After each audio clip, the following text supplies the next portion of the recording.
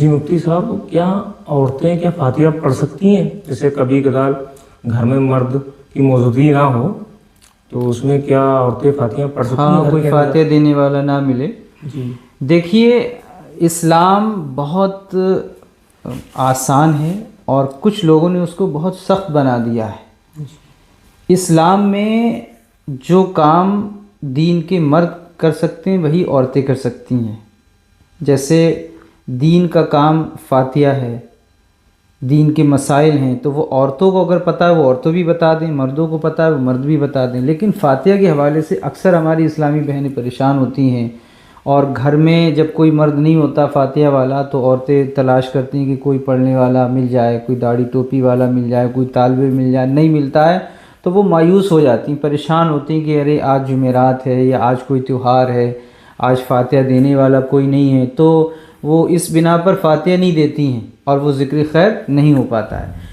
تو عورتیں اگر چاہیں تو وہ خود فاتحہ پڑھ سکتی ہیں، اگر وہ چاہیں، کوشش کریں. دیکھیے، کوشش کرنے سے کیا نہیں ہوتا ہے. اسلام میں ہر چیز آسان طریقے سے بیان کی گئی ہے.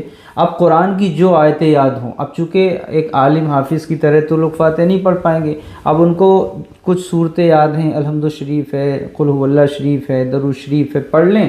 اور پڑھنے کے بعد دل ہی دل میں اللہ کی بارگاہ میں دعا کریں. جو صحابہ ہیں، صالحین ہیں، اکابرین ہیں، غوث و خواجہ ہیں، بزرگان دین ہیں، ان کو یاد کر لیں، اپنے مرحومین کو یاد کر لیں. والد چلے گئے تو والد کو یاد کر لیا، ماں چلی گئی دنیا سے تو ماں کو یاد کر لیا. جس طریقے سے چاہیں، چونکہ بندہ اور اللہ کے درمیان کا معاملہ ہے. بندہ اپنے اللہ کی بارگاہ میں دعا کرے، اب وہ جس بھاشا میں دعا کرے اللہ اس کی دعا قبول فرمائے گا.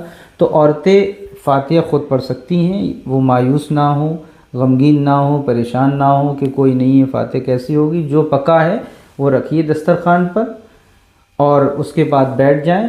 وضو کر کے فاتحہ پڑھیں گی تو اور اچھی بات ہے. لیکن یہ جو ذہن و دماغ میں کہ عورتیں فاتحہ نہیں پڑھ سکتی تو یہ غلط ہے. عورتیں بھی فاتحہ پڑھ سکتی ہیں، اور جو صورتیں یاد ہوں پڑھ کے ایصال ثواب کر دیں، ان کی فاتحہ ہو جائے گی.